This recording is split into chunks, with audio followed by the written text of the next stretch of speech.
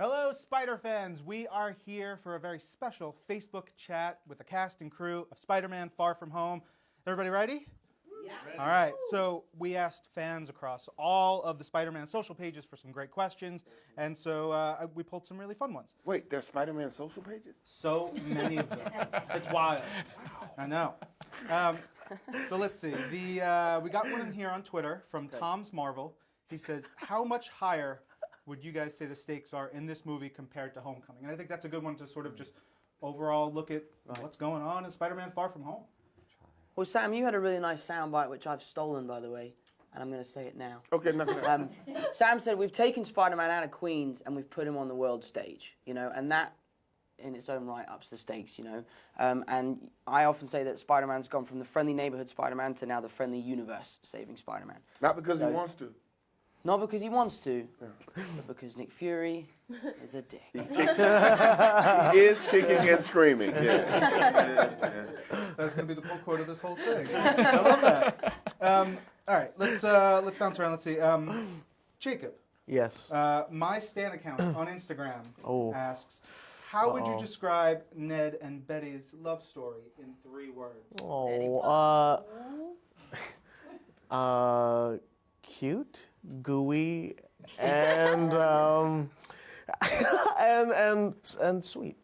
Sounds like my Yeah. favorite dessert. That's 2 words. My favorite. I didn't think of one. I'm sorry. Gooey and sweet. Yeah. Jake, how does it feel to be part of the Marvel Cinematic Universe? Oh, it's an honor. So cool. And it's so cool to be a part of this movie in particular because to sort of add on to what Tom said at the beginning, I had seen the first movie and I thought the tone of the movie was so great. It was so funny, full of action. But this movie is 10 times the size. It's like, it's a huge film. It's overwhelmingly huge. It's amazing. And so to be a part of that is really exciting. And to just join up with everybody, people who I admire and who I have loved working with is great. And now that Tony Stark's gone, we need a new orator. Killing his monologues. I was sitting there like, oh, that's what he's doing? And he's explaining it. It makes sense. Awesome. We have a new orator. This one comes in from Lewis's tweeting, and he also asks, what appealed to you most about playing Mysterio? Oh, wow. Well, I think the take on Mysterio from the comics into the movie is different, you know. And I love that he teams up with Spider-Man and that Nick Fury kind of makes them meet each other and then they realize that they have a lot in common as a result of that. And I loved the idea that they would join up and be friends and that they would be heroes together, which is so different from what people would expect. And I really just loved the suit. The suit was sweet and I said cute, gooey, and sweet. Yes, sir. my suit was yes, sir. gooey and cute. And you know what? Whatever. I'm done. All right.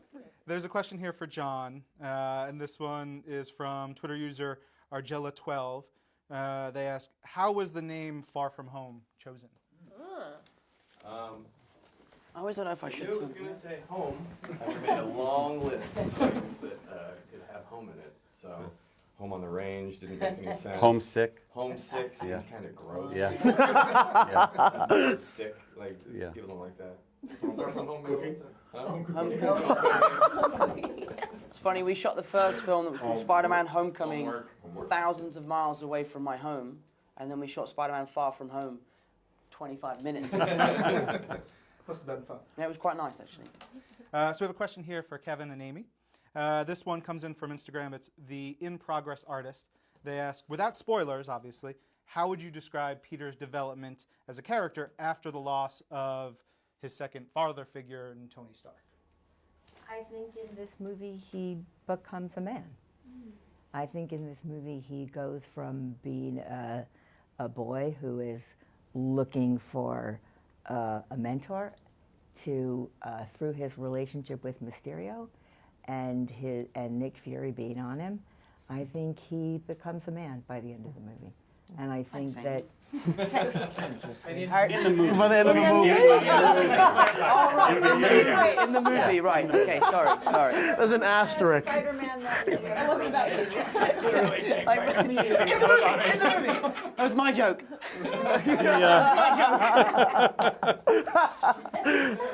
Well, that's the. I mean, that goes to the title as well. Far from home, he's physically out of Queens and on this European trip, which, by the way, was somewhat inspired by the European homecoming tour. And we went to Paris and London. We thought, wouldn't it be fun if that's what the next movie was about? I remember being on Yeah. a rooftop in Rome doing something like this, and I looked out and I saw a Spider-Man on one of those roofs with Rome as the backdrop, and I was like, that'd be a good movie. That's the next movie. Yeah. Oh, I didn't But know also, that. he's far from home. I mean, far like. from the comfort of the Avengers, far from his mentorship with Tony, who's gone. So that was sort of the double meaning of why we chose that name from that long list of home-related titles. Just wait, there'll be many more homes. Yeah. Spider-Man Homeless will be the next one. That was one. This question from Tyler Redmond on Facebook is for you, Zendaya. Peter and MJ's relationship this time around seems more complicated in Homecoming. How do you approach playing a character that has so many different feelings and emotions towards a very specific person? I think you just be honest with it, you know? Like, adolescence is awkward, and it's uncomfortable, and it's weird, and you don't know what you're doing, and you just kind of, like, let that happen, and we've all been there, and you just kind of relive it all over again. But I think what's sweet about, I think, their relationship is they kind of have to lean on each other. We've all been through, like, this weird thing, and now we're just kind of stuck together, and we've always kind of been, I think, the outcasts, and I think that they find and they actually can see each other and appreciate each other for all the weird, quirky awkwardness that they are, because that's just who they are, and they like it about each other, which is really, really sweet, I think. And I don't know, I think we've done awkward really well, which is really impressive. Yeah. But yeah, I don't know. I think we get to peel back the layers of her. I think she's very guarded and just kind of let the gooey Yeah, gooey the happen. gooey, The the gooey gooey happen. open happen. It's so good. It's Their so fun. relationship in the movie. It's so good. We were saying the awkwardness comes so naturally because we all know each other so well that when we're acting with each other, It's I'm awkward. like, why? I know you're not like that. Why are you doing that? I can see right through you. So it is quite awkward, isn't it? When we're all. We're all doing stuff together, yeah. Question in here for Sam. This one comes from Aisha Graham on Facebook. Aisha asks, this is Nick Fury's third appearance in a Marvel movie this year, which is wild. How does it feel to be the connective tissue for the MCU? Oh, well, that's always been sort of the pride of, Nick Fury and being able to connect all these different, people together from the first time I showed up. It's kind of like I've been that guy that says, okay, you're in this one, and you're in this one, and then all of a sudden I'm not like, okay, where am I? No, I'm not around, I only feel awkward about Civil War because I couldn't stop the kids from fighting. It's kinda like, That's why you weren't there. where was I? Well, I probably ran into Jewel somewhere and I was walking around, hanging around, walking around. But no, it's a great sense of pride for me to bring all these, different elements together when I have the opportunity to do it. Tom, this question is from William Sepulveda on Twitter. William asks, if you could have any one of the Spider-Man suits, which one would it be, and why would you take that one?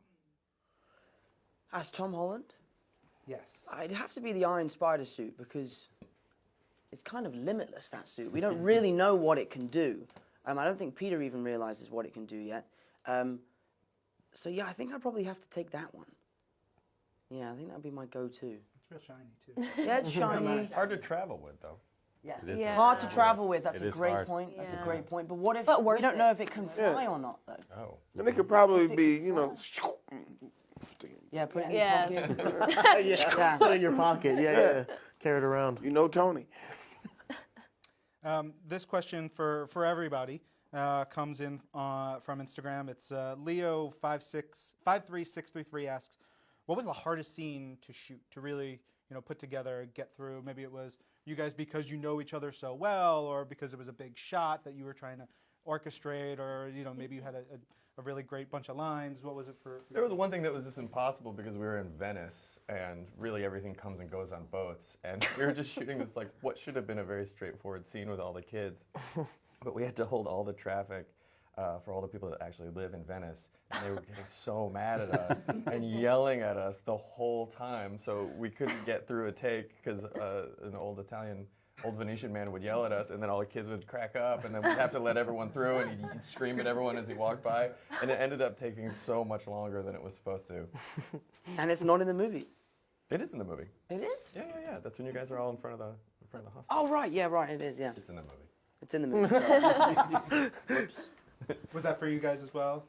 Seeing that kind of... I found, for us, the hologram scene's quite difficult. There's scenes where we're kind of looking at holograms, and obviously they're not real. And there's 4 or 5 of us looking at the same thing, and I'm like looking at Jake's eyes like, oh, where are you looking? Yeah. Oh, okay. Oh, right. I see what you're looking at now. Oh, okay, I see. That question, how big is it? Yeah. First time with holograms too. So I like the first time I didn't do the first take when I was describing stuff. I remember I didn't do anything. And John was like, "That's great." There are these holograms. They're sort of spinning around. Where are they spinning? I'm not so sure where they're gonna spin. Okay, so just look where you're. I was like, okay. Yeah. And We'll move put your them wherever hands. you're looking. Yeah. When you guys are all looking at They're a different called place. the I'm like, I don't elemental know. creatures. And he's like, just slow, make the movements a little smaller next time. Yeah. Holograms. Whose face is it in the storm?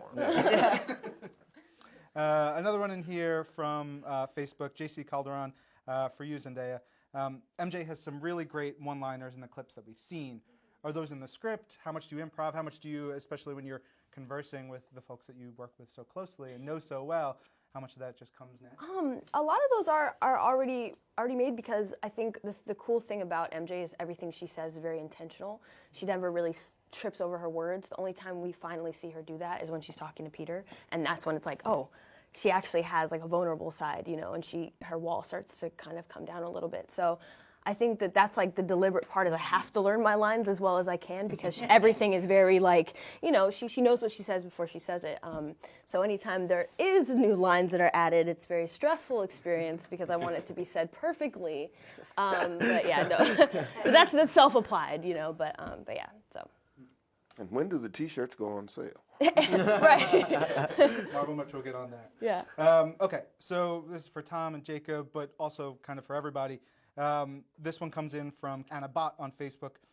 She says, who is the most iconic best friend duo in the MCU? Is it Tony and Rhodey, Steve and Bucky, Rocket and Groot, Peter and Ned, Sam and Nick and Maria?